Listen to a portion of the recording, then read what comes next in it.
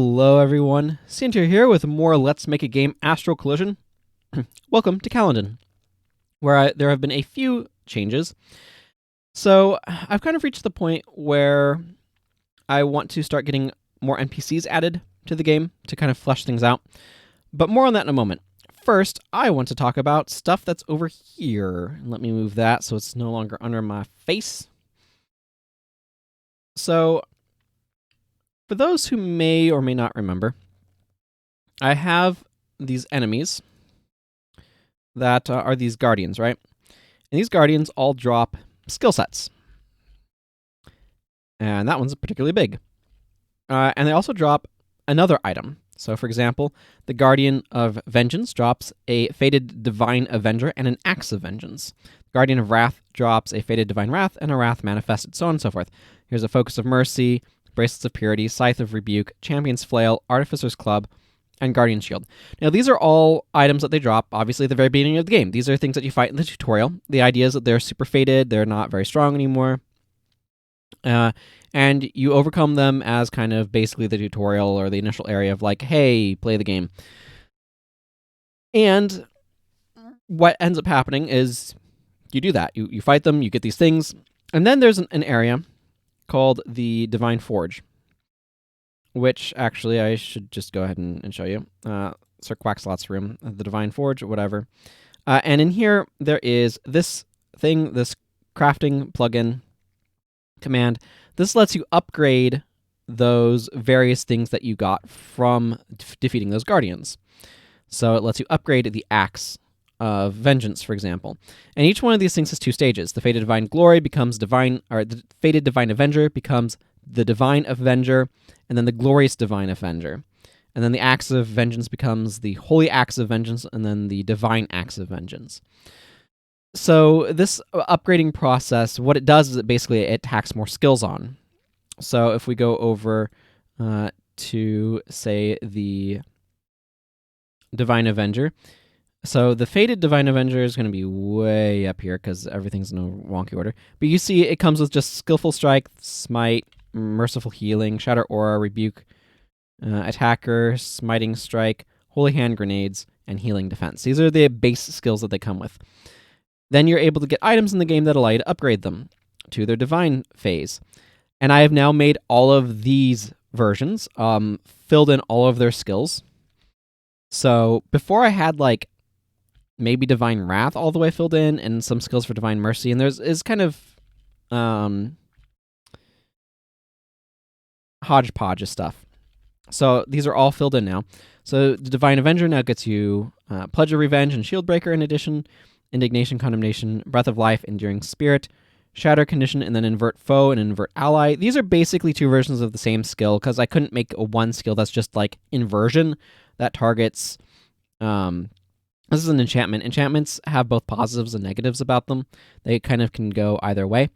Inversion makes health regen inverted. So if it was positive health regeneration, it becomes health degeneration, and vice versa. So it turns poison into rejuvenation and rejuvenation into poison.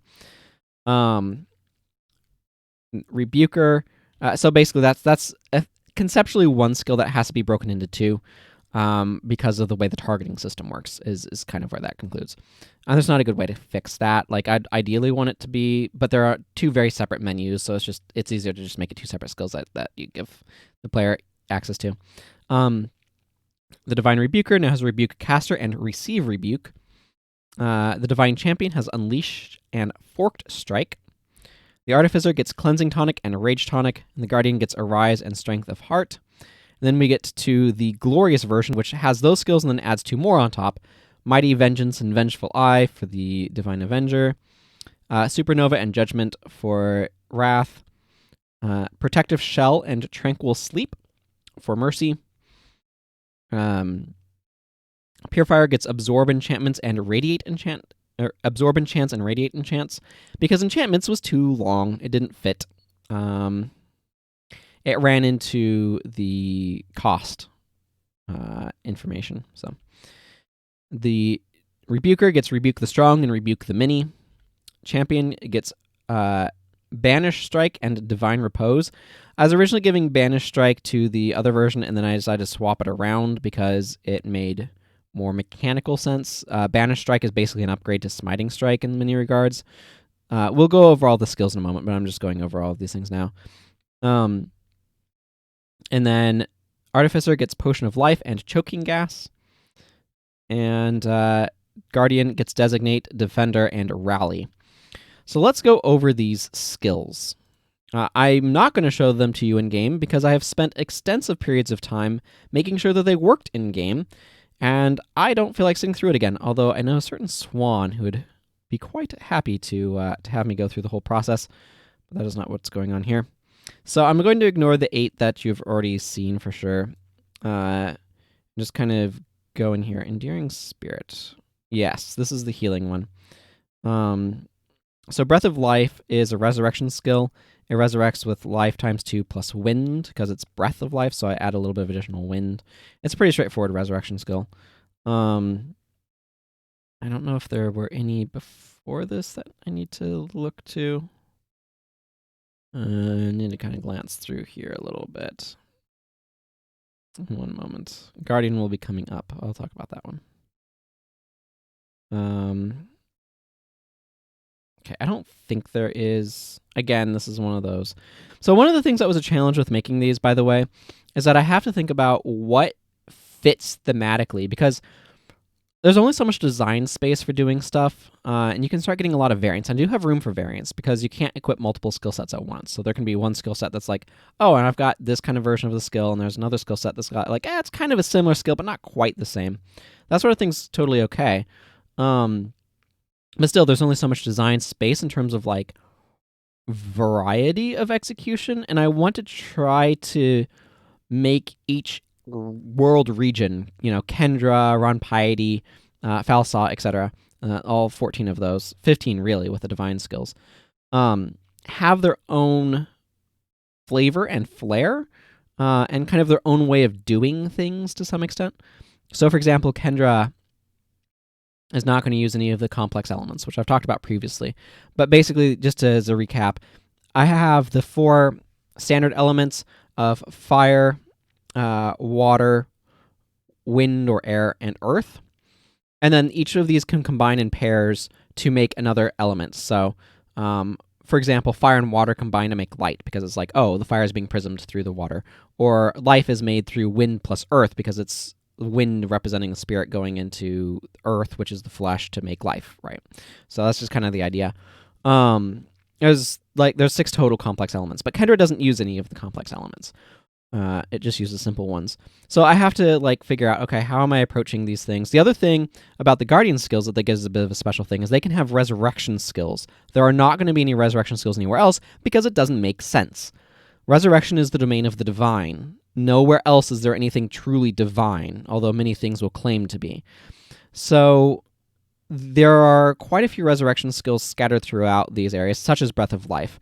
You'll get this on this skill set, and you're not going to be able to get a resurrect on any other skill set outside of the divine skill sets and the divine equipment. So that's kind of an important flavor thing, and it goes into some of the narrative of the game and sort of the nature of the player characters and all that sort of stuff. But I have to think about that. I have to think about, okay, this is a style of effect that I can do. I can care about this thing X. But if I care about it here, that kind of dilutes it if I want to use it elsewhere. So I kind of want these divine skills to kind of be flavorfully connected to a thing and follow into a specific line and things like that. So it's not just a simple matter of make a healing skill, make a condition curing skill,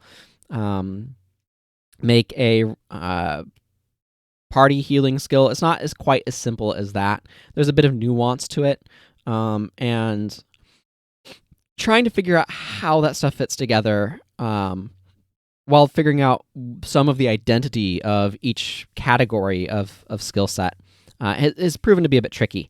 So it definitely made it more of a process than I was expecting going in, basically. So I'll some of them, the merciful healing is pretty straightforward. Some of them, the rebuking one, is a bit more complicated, and we'll get into that. So Breath of Life here is a straightforward resurrection skill. Enduring Spirit it buffs maximum HP, it gives rejuvenation, which heals you, and it cures poison and cursed. This is really useful for, and it's the idea of like, oh, you're enduring. You get rid of these things that slowly kill you, and add a thing that slowly heals you and gives you more area there. Indignation is just a lot of lightning damage. It's just a big hit all enemies lightning damage spell. Pretty powerful though. Condemnation is extremely good. This adds cursed, poison, and dazed. It doesn't do a whole lot of damage. It does very minor amounts of dark damage, but it hits all enemies. This is in Wrath. I've probably shown this one off before. Curse and Poison both cause health degeneration, and Cursed also decreases the effectiveness of healing. Dazed makes skills more expensive to use and prevents guarding, which is hugely important against some enemies. So this is actually very, very powerful and very, very useful. Supernova is just a huge amount of fire damage to all enemies, but, and this is one of the design spaces I realized I could push into, and we'll talk about some more of this style of thing in a bit. But Supernova costs 90 MP. Base MP is 60, so you have to have equipment that raises your maximum MP in order to be able to cast Supernova. But your reward for building your character to be able to have more maximum MP is the ability to use a very powerful fire spell. But you do have to be specifically building this way. There are some equipment that can decrease your maximum MP. You don't want to be using that equipment if you want to cast Supernova, but you might want to use it for other reasons. Like a good example actually is a bracelet we'll be seeing later. It halves your maximum MP, but your attacks gain you MP. So like it helps your through rate rather than your maximum cap. So there's some trade-offs and stuff. So basically you have to build specific ways. And it's not necessarily hard to build that way, but it's a reward for building that way, right? And then Judgment is actually really useful. It's very fast, hits 3 random enemies so you can't target it, but it's a certain hit, so it doesn't miss. And it just deals a consistent amount of damage, so this is just a very consistent sort of spell. So it deals a solid amount of damage. Convert is a skill that I'm going to use somewhere else, but I tried using it here, but it just didn't thematically fit. This one's really cool. I have played around with it some. It buffs an enemy's attack and defense, which is actually its strength and dexterity stats, and then adds fascination, so it starts attacking enemies. This one's really cool. Like I said, I'm going to use it somewhere, but it didn't fit here. I originally had it on Purifier, but it just didn't make sense in Purify to convert like this. So it'll show up elsewhere. Rebuke Caster, I think I talked about this one already. It's very similar to Rebuke Attacker, a little bit less TP, just because things start with more MP than TP. So that's kind of how I did it. This skill's fine. Yeah, I don't have a whole lot to say about this. I think I talked about this one already in a previous episode, so I'm not going to linger any longer than that. Unleash is actually pretty solid. The caster gains Windborne Speed, which gives you 2 actions, and then Major Rage, which forces you to attack, but gives you a huge attack buff. And it turns out it's pretty solid. It's a pretty solid skill in my experience. A bunch of these are used for other things. You don't want to use Unleash all the time. And it's not like the most tactical, but it does just make that character like just real good at attacking. It's really, really good with a dagger. Or anything that hits multiple times, by the way, because you just use Unleash, and it's like, oh, now you are attacking a bajillion times and do a bunch of additional damage. It's very good in that regard. Pledge of Revenge is... Was this one of the skills? I'm trying to make sure I'm keeping up on things. I think that's Avenger. Yeah, Pledge of Revenge. This is a really interesting one. So you see that the scope is all dead allies. It does a bunch of stuff to A. A is the person using the skill. So the person using the skill gains 20 TP, heals based on the sum of the target's fire stat and the user's fire stat, and then adds a buff. This is adds a buff to strength and a buff to dexterity, and then 0. 0 means it doesn't do any damage. What this basically does is it goes through your dead allies and basically like, this one gives me this, and this one gives me this.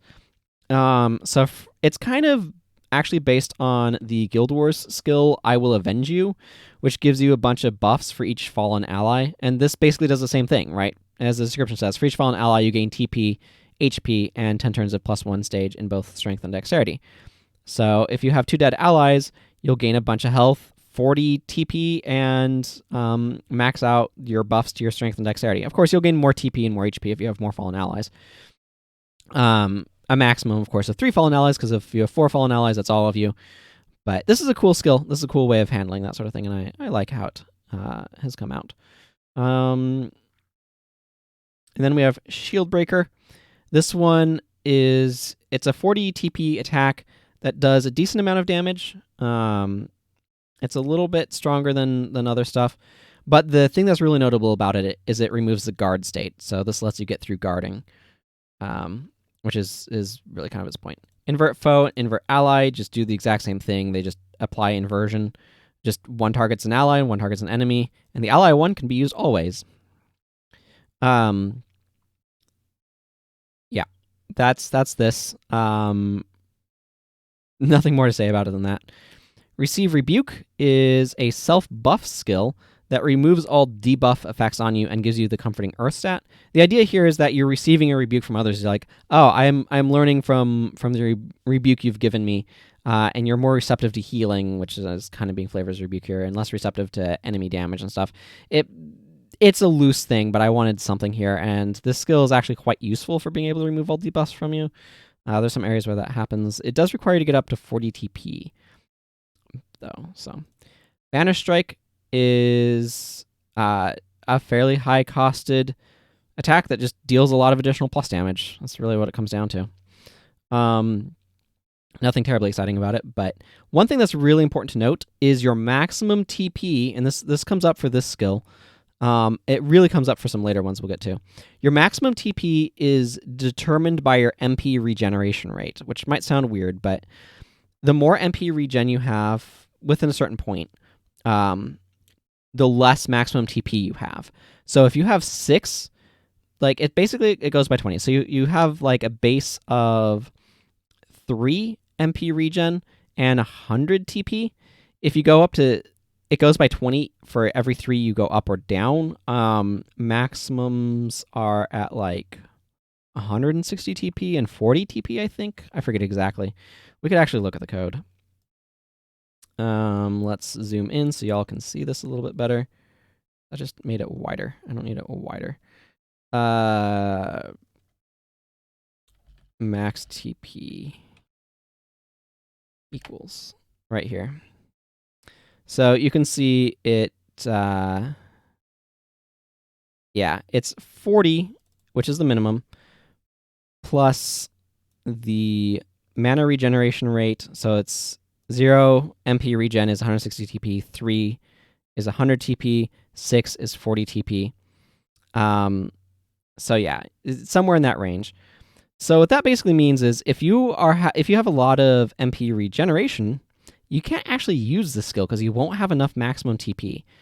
It's probably not going to be a huge issue for some characters, but for others, the Sage particularly can fall into this. If you give the Sage robes that give +3 MP regeneration, or other effects that boost MP regeneration, it's just going to lower that maximum TP. So that's something that you have to be aware of. It's a little bit of a subtle mechanic that I'm definitely going to make sure that the player is aware of in the journal. I need to put some time in the journal, but anyway, that can affect the ability to use Banish Strike. Cleansing Tonic is a fairly simple skill. It removes a condition, and it always heals for 1/3 of your maximum HP, regardless of who you're targeting. This is a straightforward healing skill. It's very useful. It's not the most powerful heal, but it's a nice, handy one. Rage Tonic is very good. So it's 12 MP, but it's a skill. You use it on an ally, and they gain 2 stages of strength for 7 turns and 30 TP. This is really good for charging stuff. This made testing a lot easier, because it made it a lot easier to test some of the higher TP skills that I added. Because one of the things I had to wrap my brain around is that, like, skills can deal more damage if they cost more, and so, like, getting that idea of, like, cost to damage effect ratio in mind was a bit tricky. I'm still figuring out what balance looks like for the game, and making skills that don't deal too much damage, but figuring out, like, okay, no, this is appropriate, and it's going to continue to be in a state of flux. But this is Rage Tonic. Again, this is one of the Guardian skills. And like I said, very useful. I originally had it a stage of strength and dexterity, but then I realized it made more sense to just make it strength, and I don't want to make too much stuff both stats, if that makes sense. I feel like it's very easy to just fall into the pattern of making everything a stage each of strength and dexterity or something like that. But making it actually focus on a specific stat like this, specifically strength, is a bit more interesting, I think, and can be very useful for certain other skills. Then we have Arise. Arise is an interesting resurrection skill. It resurrects an ally. It's a very quick skill, for one thing, which is nice. But it resurrects an ally. This is a Guardian skill, by the way, with 3 times their strength and HP, which may or may not be much HP, depending upon how much HP they have. And it also has them guard this turn and gives them 45 TP. They don't get any MP. So this skill works best if you're using it to resurrect like a physical attacker. Somebody that has a bunch of TP skills, but maybe doesn't use their MP as much. And has a lot of strength as well, because they'll have more there. So that one's really cool. Strength of Heart is also really cool. It heals each ally for, well, the sum of your strength and their strength. So if you put this on a high strength character, it's going to be more effective. But it's also more effective like in a party with a bunch of higher strength characters. So this one's really cool. I like the way that this one plays. As a party heal skill, it's a more interesting one, I feel. Mighty Vengeance. This is an Avenger skill. It costs 20 MP and just attacks all enemies for, I mean, as you can see, your strength plus your dexterity. This is just a really good area of effect attack skill. But it uses MP rather than TP, which has the benefit of, like, from a mechanic standpoint, you can't just spam this as an attacker because you're just going to run out of MP. But it does charge up your TP more quickly if there's lots of enemies, and that's really cool. Vengeful Eye is an interesting one. So the idea here is that you're preparing for somebody to attack you. And it gives lightning reflexes, honed weapon, which lightning reflexes gives you like a 50% chance to counterattack, plus 50% chance. Honed weapon increases your weapon damage by 50%, and vampiric aura makes your attacks steal health from, or basically your attacks gain health. So this is like, oh, you attack me, instead I attack you, and I heal myself. It flavorfully fits to me, and I've been playing around a lot with these skills that like combine auras and enchantments and stuff together to make a combination effects in one skill, and that to me makes a skill that's more interesting, or at least opens up possibilities, because there's a lot of room for doing stuff with states in the game, but icons are a bit limited in terms of like the icons that I have for states, so I'm just being a bit careful about how much I'm using, or like what I'm doing with states. And so I've kind of planned out, like, okay, here's these various effects, and now I've got things that are attached to them. So I can kind of make kind of a more complex state by stapling a bunch of states together, as it were. And I've been playing around with that some here. Protective Shell is a merciful healing one. This is a very good one. It grants both Absorption and Steel Skin. Steel Skin caps the amount of damage you can take from any one attack to 10% of your maximum HP, and that required some bug fixing. Turns out the state maybe originally did not do that. It's off of the code here in advanced states, and here the cap. And this originally didn't round, so I was getting a lot of like 0.1 HPs, which is not great. The order of operations here too is really interesting. The damage reduction applies first, and then absorption triggers. Absorption absorbs HP up to a maximum of 10% of your HP and turns it into healing. I think I'm going to change absorption at some point here. I'm not 100% satisfied with it, but this basically, the reason why I'm not satisfied with it is capping at 10% of your maximum HP feels a bit wonky. But it basically, this prevents you from being able to take damage for a little while, although absorption will eventually break. It can be destroyed on taking damage, which being hit here certainly counts, even if it doesn't actually look like damage. But absorption, like this combination just makes that character very resilient for a little bit, which is extremely useful in difficult areas. But it's a single target thing, so it takes a while to build it up. Tranquil Sleep applies Tranquility and Crystalline Sleep to an ally. Those are enchantments. Tranquility gives you a massive 20% HP regeneration. Cap is 25%. You can't go above 25% HP regeneration, by the way. It's just something I coded in. It also makes it so that way you can't charge any TP, and it's much harder for you to counterattack. So if an enemy is like combining this with inversion is extremely powerful. If an enemy is counterattacking a lot, you could tranquility them in order to decrease their ability to counterattack as well. And it also stops them from being able to charge TP, which can be huge and very useful. Crystalline Sleep, which is the other thing that applies. Here, you can see, like, it lasts a few turns. It's always removed by taking damage, if you can somehow take damage. But it gives you a bit of HP and MP regeneration, but decreases your TP. So putting these together is going to, like, whittle your TP down, but give you a lot of HP regeneration. And it also gives you 200% magic reflection and counterattack. So even though Tranquility decreases your counterattack some, this will still basically guarantee that you can counterattack and reflect spells. But if you somehow you do take damage from a physical or magical source, you'll take a lot of damage. You also can't use these skills, but you can actually still use items and guard, which is an interesting thing. So, because it doesn't actually restrict you, it just makes it look like you're sleeping. This combined with Tranquility is very interesting. It gives you a lot of healing, a lot of protection, but you can't really do much with that character, right? It just kind of like takes them out of the battle. But if they're targeted, it could be really strong with certain combinations of things. Like if you put Crystalline Sleep on a character that's using intercepting, for example, where they absorb damage from, like, enemies are highly encouraged to target them, and they absorb damage aimed at low health allies, you could potentially do a lot of damage with Crystalline Sleep and plus intercepting. Always interesting to think about how those go together. Shatter Condition is actually kind of inspired by a Guild Wars 1 skill as well. That's called Shatter Hex, that removes a hex, which is a type of debuff, from an enemy and then does damage to them. This removes a condition from an enemy and deals lightning damage to them. So it's a way of getting some damage in.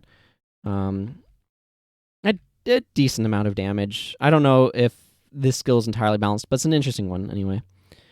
Absorb Enchants removes enchantments from allies and heals half of their MP if an enchantment is removed from them. This can potentially be very powerful. Radiate Enchants removes enchantments from enemies and deals light damage to them if one is removed. So these are a couple more Purifier skills. They're like, hey, we're getting rid of things. Like, that's basically the theme of Purifier. Shatter Condition gets rid of stuff too. But Absorb Enchants and Radiate Enchants get rid of enchantments and do effects when it does so. And then we get Rebuke the Strong, which just does damage, strength times 2, and then strength plus dex times 2. But if the enemy has more than 50% HP, the damage is doubled. It's also 50 TP, so you have to have enough TP to be able to use this one. And I've definitely had issues on characters where that was not the case. Rebuke the Mini, even more so. This requires 80 TP, so characters that can use martial arts that are also using magic, maybe you want to give them equipment that doesn't compromise their maximum TP as much. This one's really interesting. So, this one's pretty straightforward, but this one's interesting. This has a function here called Count Living Foes, and then multiplied by the maximum of your strength and dexterity. What this basically does is, for each enemy, actually, striking damage to each foe for each enemy. Basically what this does is it just counts however many enemies there are, and it multiplies that by your strength and dexterity, and that's how much damage it does. This can deal a lot of damage. Now, Count Living Foes is a new function I've added. It's actually pretty straightforward. It's also not in this section of code. I've added several here. You can see them at the bottom. Count Living Foes, Count Fallen Foes, Count Living Allies, Count Fallen Allies. These take a battler and then look at either the opponent's unit or the friend's unit of that battler. So this is basically saying, hey, which group of dudes is my friends and which group of dudes is my enemies? So if you hand a player into this, count living foes of players and count living allies of enemies would be the same thing. So just be aware of that. But it just is like, hey, give me all the alive members and how long that is. And that's all it does. It's pretty straightforward. These are game units that already have these functions built into them, so I was just able to grab those. They return an array. I can check for length, and there we go. Pretty straightforward. But it opened up a lot of options when I realized I could do that. So this one, it can do a lot of damage if there are a lot of enemies, particularly to the first one that's targeted. If it dies, then it decreases the number of living foes, and so the next one that gets hit is going to be dealt less damage, but you get the idea. It's a cool skill. And I like the way that it works. It does cost a lot of TP to use, but it's very powerful. Or potentially very powerful against lots of enemies. That's the thing, is it scales super well with lots of enemies. That's the point. Forked Strike hits 3 random enemies and does some additional lightning damage. Note it also costs 50 TP, so you cannot have like maximum MP regeneration. But this skill it's a different idea for a skill strike type skill. It deals lightning damage. I often make a spell that's kind of like this. That's kind of like random lightning strikes, and this is an attack version of that. Not a whole lot more to say than that. Divine Repose is, let's see, is this another champion skill? I think so. Armors. There they are. Sometimes I can't find things. Champion. Yep, Divine Repose, that's what I thought. Divine Repose is just like, I'm taking this turn off. It gives you a little bit of TP. It costs some MP to use, but you dodge this turn and you gain the Keen Eye and Honed Weapon. So Honed Weapon state, I've already talked about. This one increases your weapon damage by 50%. Keen Eye increases your accuracy. Right here. It increases both your magical and physical accuracy. And critical hits with weapons will give you 3 MP and 10 TP. So that's very useful. The accuracy buff is probably the more useful part of this. But that's what Divine Repose is like. You're taking a moment to prepare for battle, and you're just like, I'm just calmly dodging around these enemy attacks, and now I'm ready to strike real well. And then we get to a couple more of the Artificer, the Divine Artificer set. So we have Potion of Life. This one's a bit wonky, but there's a bunch of code here. Basically, if the HP rate is less than 70%, 0.7, then we take whatever 70% of maximum HP is and subtract the current amount of HP from it. That's how much this will heal for. So basically, it'll bring you up to 70%. Otherwise, we're above 70%, so we'll just take whatever half of the amount of HP missing is. This skill was kind of actually inspired, weirdly enough, by watching a roguelike mod for Dark Souls, where Estus seems to heal for like a set amount of maximum HP percentage-wise rather than for a flat value. Where if you have more HP, it heals for more, basically. And I liked the idea of something that healed you in this sort of manner, where it like, instead of being just a flat like 80% or something, because I want to be careful about healing skills to an extent. This one's a bit more nuanced and a bit wonkier. It doesn't really ever get you to full HP, but it does always heal you some amount. It's also kind of similar to Final Fantasy VII Remake's Chakra, but not exactly either. Yeah, it's an interesting one. Then we have, basically this one's better the lower your HP is. This is kind of what it comes down to. Then we have Choking Gas, which is the other one. This just inflicts silence and poison on all enemies. But silencing enemies prevents them from casting spells, which might be quite useful. And poison, of course, deals damage. And then we get to the last couple of Defender skills. So we have here Designate Defender. This one gives the ally that you target with it more maximum HP and gives them the intercepting state that we saw earlier. Basically, they will absorb attacks directed at them, and enemies are more likely to attack them. But this one is a way of making an ally pretty strong. You could also potentially protect it, combine it with Tranquil Sleep to be quite powerful. That would be something to potentially try as a combo. I didn't think about that, but it might be good. And then we have Rally, which is a very powerful. Basically, this set has both Arise, which is a Resurrect, and Rally, which is a Mass Resurrect. This one is fast, but it's very expensive. 60 MP is very MP heavy. If you are a physical attacker, that does not have access to, like, just has access to the base amount of MP, this is all of your MP. So this one's hard to use. But it affects all dead allies, and it resurrects them with 100% HP, 25% of their MP, 30 TP, and gives them the keen eye and hone weapon states. So this brings everybody back and makes them real powerful. So this one's pretty cool. This one's quite strong, and a really good way to like recover. But that 60 MP cost is pretty steep, so it's important to be aware of. So that covers those. But we also had another set of weapons, right? That covers these guys. But we also had another set of equipment. We had the weapons. So we had the Axe of Vengeance, Wrath Manifested, Scythe of Rebuke, Champion's Flail, and Artificer's Club. Those all needed effects, as well as another set of like other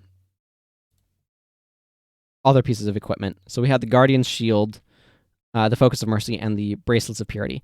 These can all be enhanced at the Divine Forge, but are like initially unremarkable. They're pretty standard. So I've given all of these one skill at the first level and another skill at the next level. So, for example, the Holy Guardian Shield gets strong defense and then gets Guardian added on.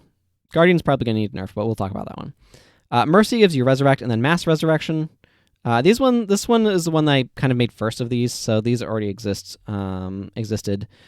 But Resurrect resurrects an ally, Mass Resurrection resurrects all allies, but not as well as Rally or some of the other ones.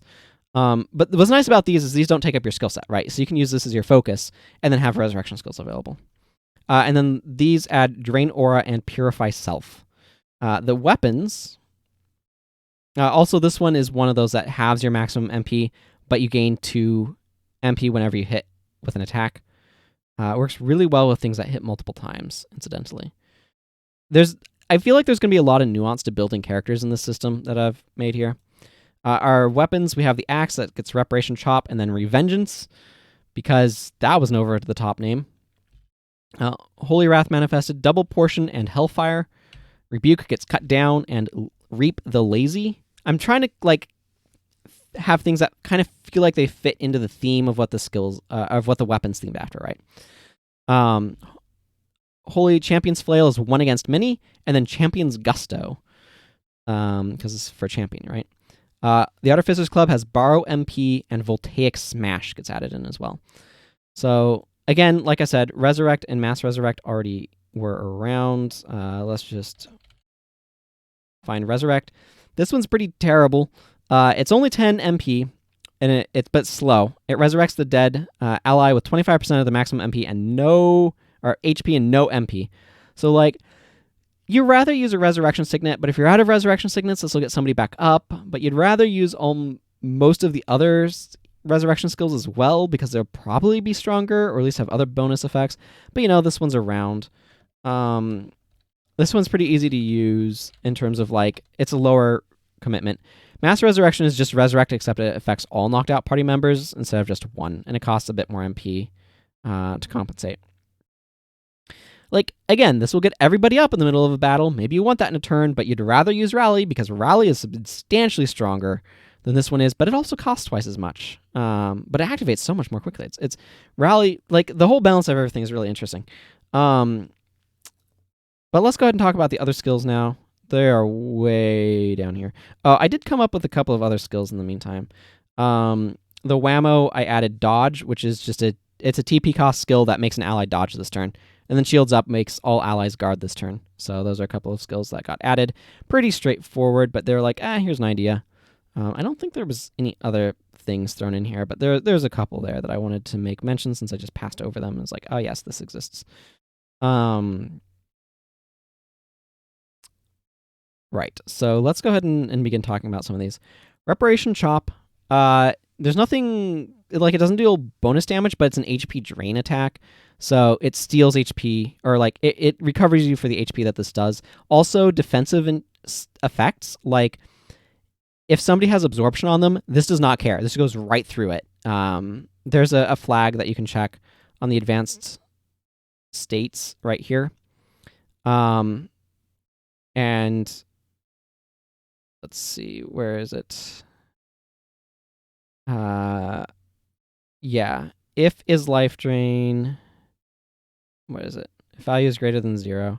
There's somewhere in here where I do a thing that's just like, yeah, if is life drain is false, so if it's not life drain, or life drain ignores protection is false. So if life drain ignores protection, then and it's life drain, then both of these will be false and it will not go into here, and it will not apply it will not find any damage absorption or damage reduction. It will not apply damage capping.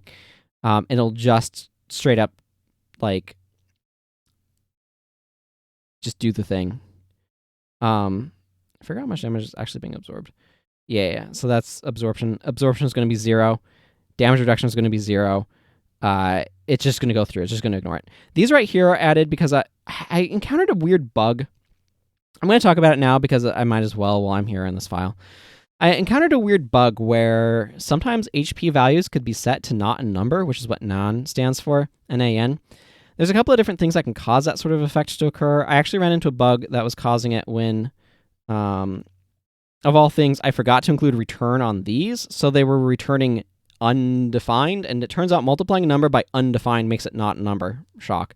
The fact that JavaScript allows that is something that's just like, I much prefer C family languages. Like, there's some fun stuff about JavaScript, like you can just attach variables to things willy-nilly and everything's an object after a fashion, but it's also kind of terrifying. I prefer my well-defined type languages, my C family of languages. But anyway, I was running into some problems where things were somehow becoming not a number, and I don't entirely know how. I think it might have had something to do with weird stuff with damage, but I don't know. It was some weird bug. So I basically added a thing here that's just like, if this is not a number, if either of these are not a number, just make them 0, and hopefully that'll prevent, I don't know. The bug, I've encountered the bug twice. Once happened to one of my characters, and that made the game crash because it didn't know how to draw a health bar that was supposed to go to not a number in length. Shocker. And the other time was setting an enemy's health to not a number. It didn't crash the game, but it made the enemy immortal because they effectively had like, my health is no longer a number. It doesn't matter how much damage you deal to me. It just is not treated as a number. Like, anything you throw into a not number becomes not a number. So it's just like, it was great for testing out stuff because I couldn't kill the enemy, so I could just beat up on it and test stuff out. But that ultimately needs to be a bug that's fixed. But yeah, so reparation chop will go right through any sort of protection effects as well. Just how it works.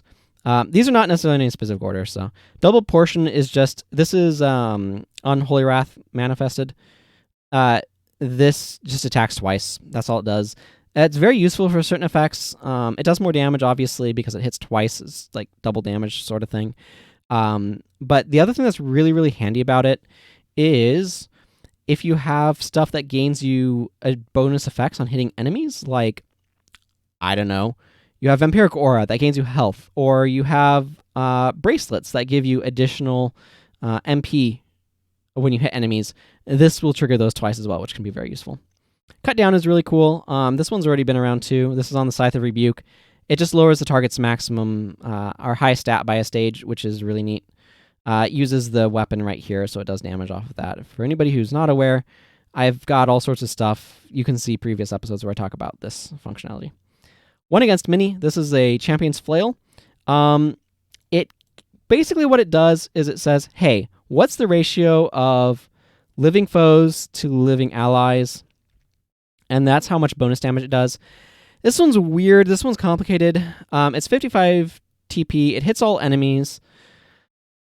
Basically, if there's a lot of enemies and all of your allies are dead, this is going to deal maximum damage. It won't go below 0 bonus damage, but it will get bonus damage for each living foe beyond the number of living allies. So, for example, if you have a full party of 4 allies and there's 3 enemies, it will deal no additional damage. It'll just deal weapon damage.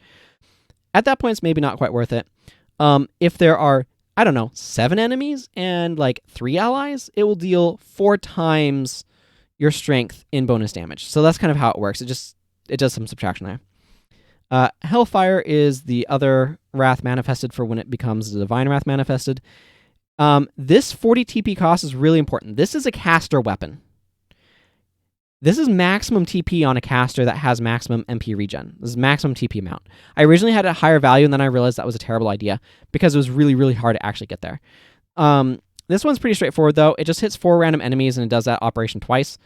It gains you some TP when you do it, but if your accuracy is greater than 0.8, it debuffs their maximum health for 5 turns. Otherwise, it just does bonus damage based on your level. It's pretty straightforward. This just hits a bunch and can really damage things HP. Champion's Gusto is the Divine Champion's Flail skill. It takes the average of your strength and dexterity and for its plus damage and hits twice randomly. You can't target this, but it is extremely good. It has slightly increased speed. It only costs 10 TP, so you can use it right off the bat, and it gains you 10 TP, but you're hitting twice. So that means it actually gains you 20 TP, as long as like one of the attacks doesn't miss or whatever, but it can gain you 20, so it can actually net you TP each hit. So this is just a really good skill to like spam and stuff, but it's not like foolproof or anything, and you certainly cannot prioritize targets with it. But I like the way that this one kind of plays. This is a champion having gusto and attacking, but not necessarily being the most tactful. Not having the best tactics. Borrow MP is on... So the club can be wielded by anybody. Any character can use the club. And so I kind of try to make it versatile. I think the next skill is even better at that. Borrow MP just takes 15 MP. It's a drain MP from an ally. It just takes 15. And then it applies this buff to them called Silent MP Regen. This one's a little bit of a double-edged sword in some ways. But the Silent MP Regen just gives 1 MP regen for 15 turns and has no icon or anything. They'll just gain some MP and add an additional MP. You can use that strategically to be like, oh, I'm going to give you additional MP regen. Keep in mind that giving an ally additional MP regen like this may decrease their maximum TP. So that's a bit of a danger with it. Something to be aware of. Back to skills. But Borrow MP is a way to be like, hey, I'm taking 15 MP from you, but you're going to actually recover that 15 MP. It'll just take you 15 turns to do it. I think this one's a reasonable skill. I'm not entirely certain on it. It is very slow, so that way you cannot accidentally prevent an ally from using a skill, most likely, by taking all of their MP away. Just something to be aware of. Voltaic Smash is super good. So this deals lightning damage. It's 16 MP, hits all enemies. It gains you 10 MP per enemy hit, like all physical attacks do. This can gain you a lot of TP. This can be really good on a physical attacker for gaining them a bunch of TP. But it also steals a bunch of MP from enemies. It doesn't do any bonus damage, but it will steal up to 6 MP from them if they have 6 MP to steal. So that's what's going on here, right? It takes the minimum between 6 and their current MP value. So if their current MP value is below 6, it's going to take that instead. And then they lose that MP, and you gain that MP. And so at 16 MP, if you have enough enemies that you're hitting, if you're hitting at least 3 enemies, this is actually netting you MP as well. So this is an extremely good skill. I think it plays well. We'll see if it needs to be modified or not. Revengeance counts the number of fallen allies plus 1, so it always does something. And then it just takes your strength plus your dexterity plus your fire stat divided by 2. Slightly higher accuracy, slightly higher chance of applying your normal attack thing. Costs 50 TP, and obviously will deal more damage for each fallen ally. So the idea here is if you have a bunch of dead allies, this axe attack hits harder. This can be up to 3, so it can be up to 4 times this here. So that's effectively 2 times your strength plus dex plus fire in the end. But yeah, so this can deal a lot of bonus damage if you have fallen allies. Just kind of fits into the vengeance theme, I feel. Then we have the other Scythe one. So remember, the first Scythe one was cut down. This one's Reap the Lazy. I don't entirely like the name. I kind of want like something a little bit more subtle, because this doesn't necessarily mean that they're not doing anything. It's kind of the implication is they're not doing anything. But I have limited space, so any word that was more nuanced than lazy was just going to make this super long and kind of lose the flair for it. But this one's real good. It does cost 45 TP to use, so it does take a little bit to build up to. But it deals bonus damage equal to your target's MP or TP, whichever is greater. So if they're not using their MP or they're not using their TP, I want it to be something like Reap the Imbalanced, but I don't think that kind of comes across quite right, and other things. I don't know. But basically the idea is if they're not using both of their MP and their TP, then this can potentially deal a lot of plus damage. So this one's quite powerful. Really interesting. I like this skill. I like this skill a lot.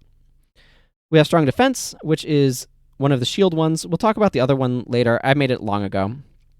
Strong Defense is kind of like a variant on guarding. It gives you the guard state. It removes debuffs to your maximum HP and then recovers 15% of your HP, and gives you 20 TP. Costs 8 MP to use, however, instead of being free. But yeah, so this is a bit of a stronger guarding effect. I did notice, by the way, when I was looking through stuff, that I could override what the defend option does in the menu with varying defend options. So, for example, I could make it so that way, if you don't have a shield, then you dodge by default. And if you have, so I could make it so that with different shields would have different defense options. Like, if you defend with this, then you have like a counter stance instead of defense stance or whatever. I looked and I saw that that's something that I could do. Just mention that so that way people are aware of the possibility of being able to do that. I'm not actually going to do it in this game. I don't think that's something that I want to do. But it's a thing that you could do. So just letting people know about it. I could totally see doing that for another game. Drain Aura. So this is on the Purifiers. Were these the bracelets? I think these were the bracelets. You remove an aura from target foe. So this is one of the positive buff effects. If you removed an aura, you steal some health from them, and you gain 16 MP. So this costs 8 MP to use. So it nets you MP. It's effectively 0, gain 8, but you have to have a certain minimum amount of MP to use, and they have to have an aura on them. If somehow you remove the aura another way, or it ends, or for whatever reason, then it obviously doesn't work. But yeah, I just get the count, remove an aura from them. If the count is greater than 0, then you gain 16 MP, and then it just deals count times life in lifesteal damage. A pretty straightforward spell, really.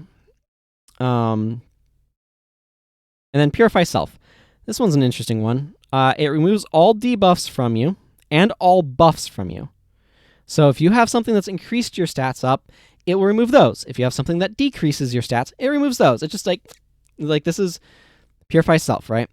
And then it removes all conditions, all auras, and all enchantments from you, and heals you by your light amount. So this is your fire plus water stats for each one removed. It's 30 MP. I don't know how good this is. I've had a really hard time testing it. I know that it works. I know that it heals you. I've been able to test it that far. Like, I removed poison and got healed for a little bit. I don't know how good this one is. This is a somewhat unknown entity. We'll have to see later in the game when like more things start flying around. Presumably, you want to remove conditions. You might want to remove enchantments. You don't want to remove auras. You don't want to remove buffs, but you probably want to remove debuffs. It's a very interesting skill. Does a lot of stuff. Now, I also needed to talk about Guardian, which I don't immediately see, so we're going to use this. Is it this way? Nope, must be previous. Guardian adds the Guardian state. It costs 45 MP. It was 12. That was broken. So let's talk about the Guardian state. This might still be broken, bluntly. Guardian gives you Substitute and Guard. It ends at the end of battle, or there's a 25% chance when you take damage. If you take damage. Guarding may make you take no damage. So for those who don't know how Guard works in my game, I don't know where the Guard. Yeah, sure, apply Guard. That's the function I need. So the way guarding works is if the damage is greater than 0 and you're guarding, then it takes the maximum of damage divided. Basically, it doesn't allow it to go below 0, but it divides the damage by 1 plus your guard value. So if your guard value is the default of 100%, this is going to be 2, so it's going to have the damage. But then it also subtracts your strength stat over 2. So if you're being hit for, say, 60 damage, and you have normal guard, which, spoilers, if you have Guardian, you probably are using it on the shield, that gives you a bunch of additional guard. But anyway, let's just say you have default guard. 60 damage gets decreased to 30 damage, and then if you have 30 strength, that's going to subtract another 15 damage off of that to get it down to 15 damage. So this can potentially bring it down to 0. This cannot bring it down to 0 because division, like, except for rounding, division can't bring things down to 0 if the top is non-zero. You can divide 0 into many parts, but you cannot divide parts down to 0. But you're going to get very, very, very small. This can just subtract it straight down to 0. So in my playtesting, this state like could make a character like effectively invulnerable to damage, which meant that they would not take damage that could cause it to break. It wouldn't break, and any allies were protected quite effectively if they got low on HP. So this could make your entire team invulnerable in a way that makes the broken versions of intercepting that people may remember from before look hilariously balanced. This doesn't cause you to heal, it just causes you to take no damage, so there's maybe a little bit of subtlety there, like if you have a bunch of conditions on you, that'll eventually get you down. But actually, I'm going to mark this as removed by restriction. So if you are restricted, this goes away.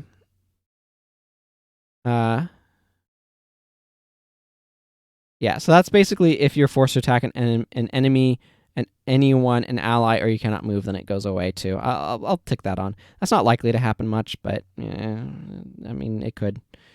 Okay, so anyway, that's Guardian. It's very good. It costs 45 MP because I want you to have to pick and choose which battles you use it in, rather than just being able to spam it in every battle and effectively just like, I'm invulnerable, what you gonna do?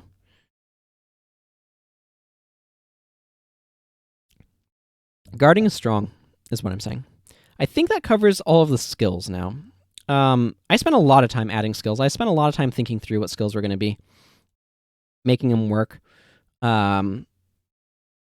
figuring out how I was going to add skills. That was also an important one. And in fact, I had a whole checklist that I made.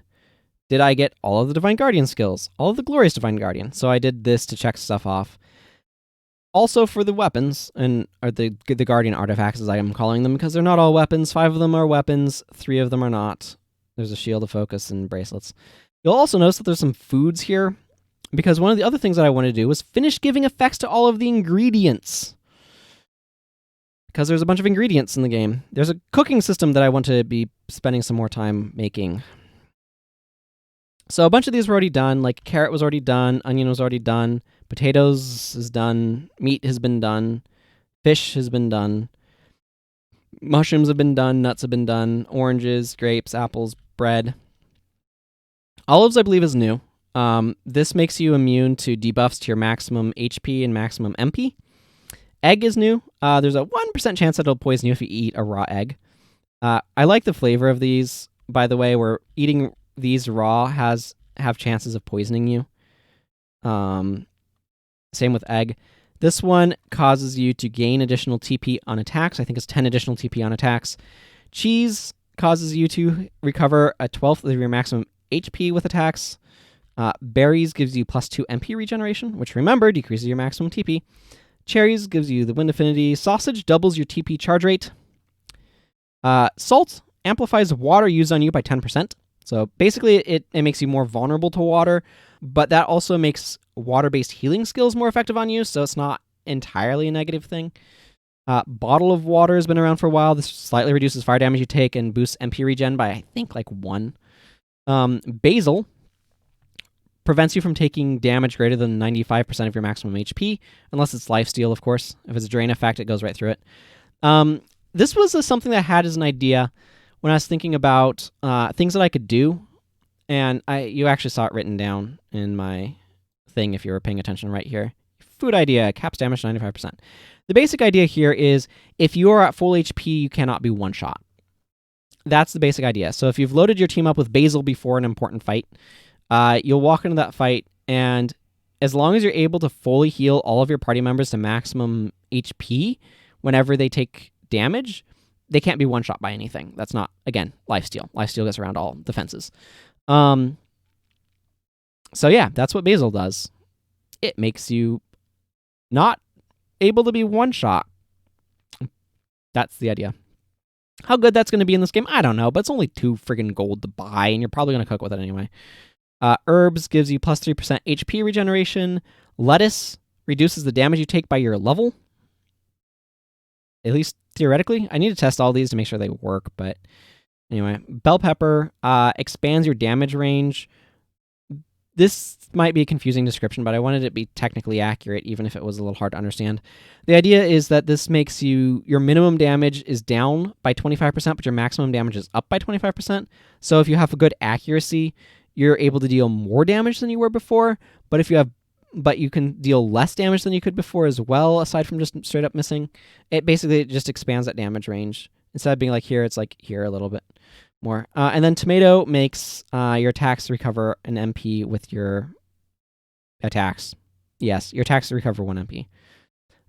Some of these are old, some of them are new.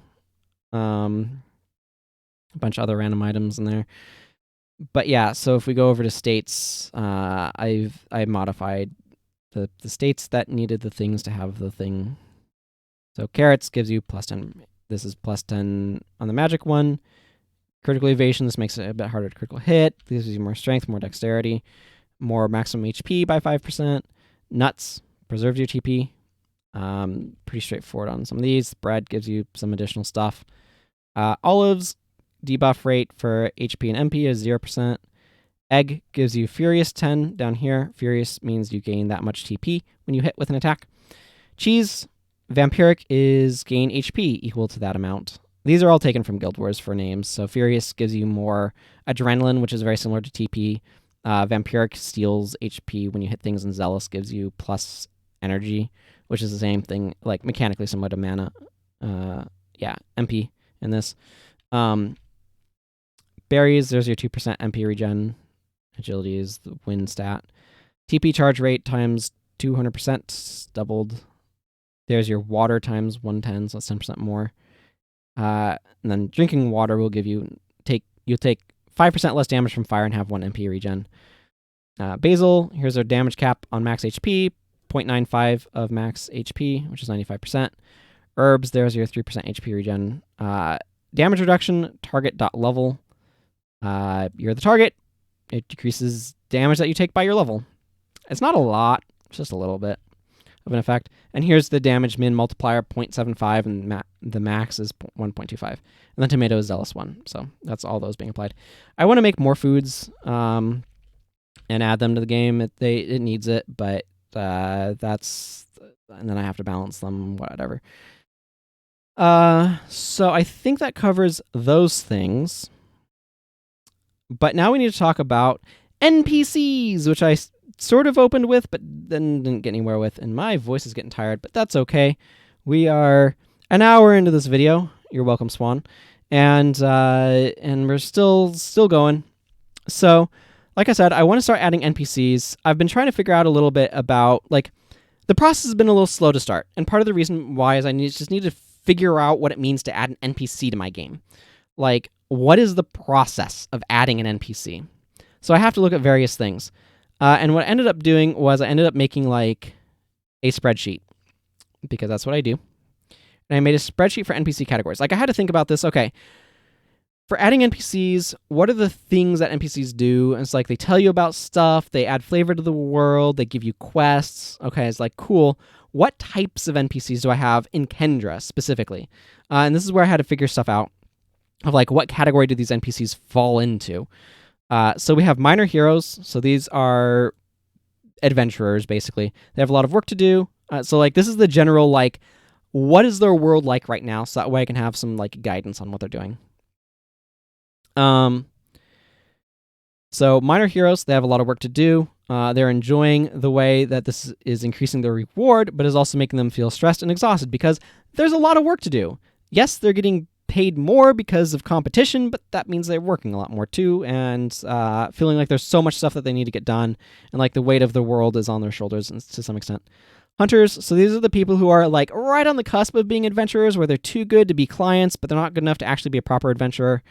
Really terrible position to be in. Some of them are beginning to try to find work outside of the Adventurers Guild system. And there's just a reminder that they're almost but not quite strong enough to be a proper adventurer. Travelers, This is a category. These are the old adventurers that have often largely retired from active adventuring due to the effects of old age. They may sometimes still travel about as nostalgia kicks in.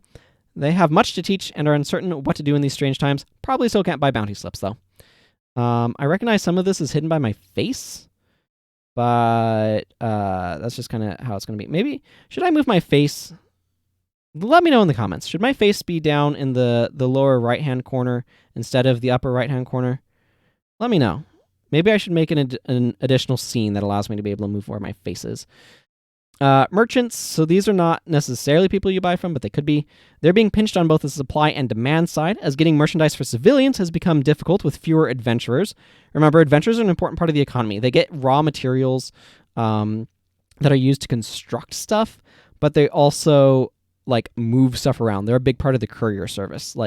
Fetch quests are basically adventurer, low-level adventurer quests, and it more or less functions as their courier service. Their mail is basically hiring new adventurers to cart packages around. That's just kind of how their economy is developed. But anyway, so getting merchandise for civilians has become difficult with fewer adventurers, but the fewer adventurers, this decrease in adventurers is also making it harder to move merchandise that adventurers would normally buy, which is hurting income badly. So basically they have this problem of it's hard for them to get the supplies that they normally would sell to civilians, but they also are having a hard time moving supplies that they'd normally sell to adventurers who aren't there to buy it because they all sailed across the sea and are dying, except for the ones that are there's too much to do. Residents are finding it hard to get quests done. Some are turning to alternatives. Others are increasing their bounty rewards, are feeling the impact of supply chains breaking down. Again, adventurers are an important part of the economy of Kendra, and when they all suddenly leave, you got problems. Royal guards are being far more heavily called upon to deal with monster threats. They're reevaluating their position in society. That is, it is expanding. Basically, the royal guard was somewhat displaced by the adventurers, and they're basically just hanging around, taking care of looking fancy and keeping the roads clear. That's really the royal guard's job. Guarding the king and queen, not really an important position, but a very ceremonial one. A lot of them gain experience clearing out the roads and become adventurers after that. But the royal guard, it was a really important part of Kendran society, and then the Adventurers Guild was founded, and then the royal guard slowly diminished in importance and is has some ceremonial positions and does some grunt work. Some unceremonial grunt work that kind of keeps society working, and is a good place for people to get experience becoming adventurers, and a lot of early adventurers get surplus royal guard gear. You can certainly do that in the game. Surplus guard gear is available in a couple of spots. But all of a sudden, the adventurers are not there to take care of the monster threat the same way they were. So the royal guard are suddenly hey, you gotta go and protect the towns now. And then there's farmers that are mostly just concerned with ordinary life, just doing farmer things. So those are kind of I was trying to figure out what are some rough categories of who's in this world that I can kind of pull from archetypal, what are the archetypes of Kendra? And I'm going to need to do archetypes for each region, because each region has different types of people in it. Their societies are structured different ways. So we've just got some people that are just wandering around talking about the situation. There's so few adventurers around. How does that affect things? This guy's wondering, should he try to protect himself? Doesn't entirely know what's going on. This guy is talking about hey, we need royal guards up here, but maybe they'll send them. I hope that they've sent a request for a royal guard presence up here. But if you're in the Adventurers Guild, he also adds, actually, if you could spare some time to kill some of the monsters in the woods around Caledon, that'd be a big help. They've been drawing too close lately. She's just talking about how weird situation is with so few adventures around.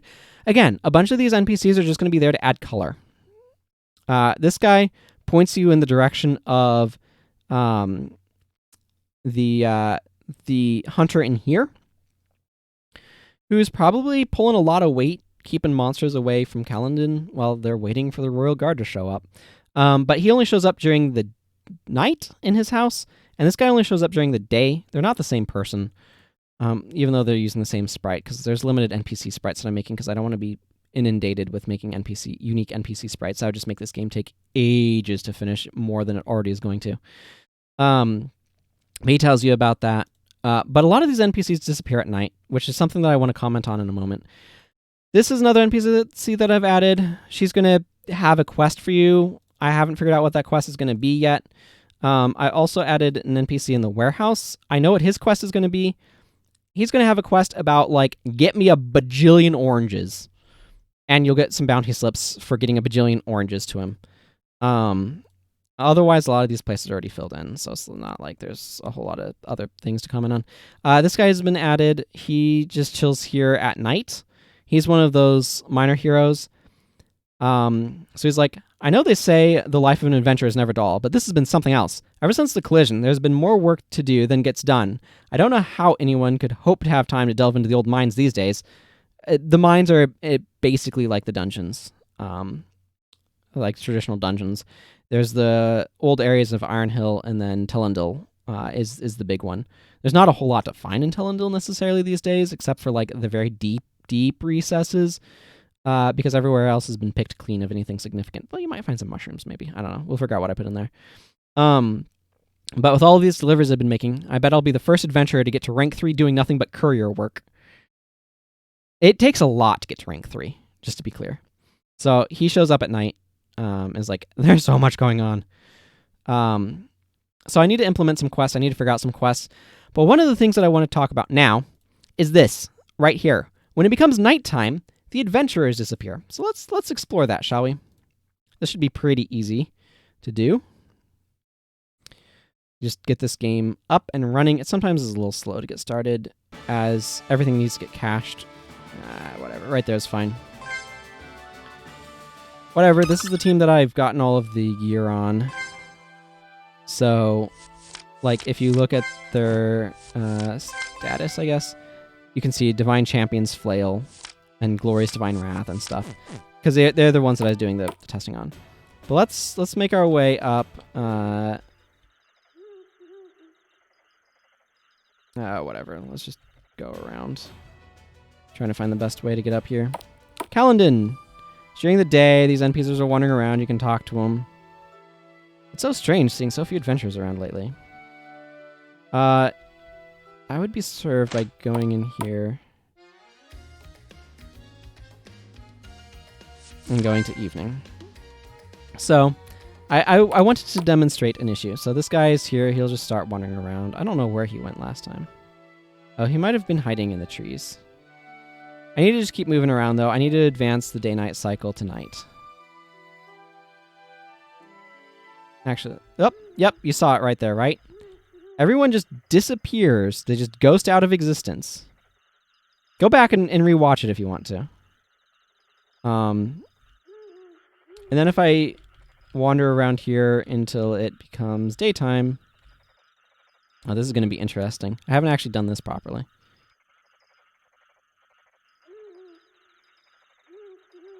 I'm going to talk about this in a moment, but I want to get the NPCs back.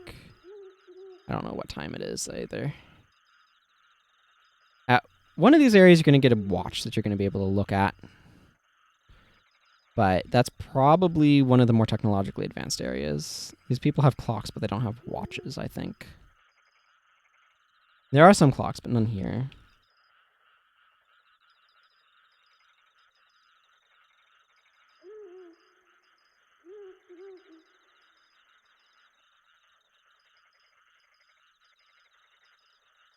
This is going to take a little while. Nighttime takes a little while to walk through. You know what? I'm going to take a step like that. There. That'll have cut a bunch of time off. I don't want to miss it is the thing. That's difficult here.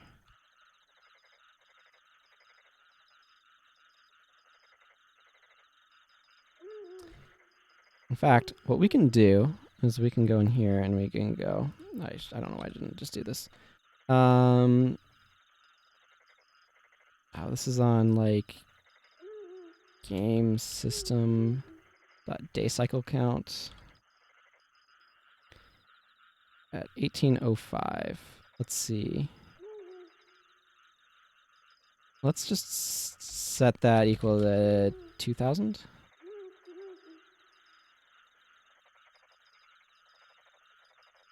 Let's see. What is it at now? I'm hacking. I'm hacking my system. Let's just put it at 2099. I don't know why I didn't do this to begin with. Yep, and then they just kind of like pop out of nowhere.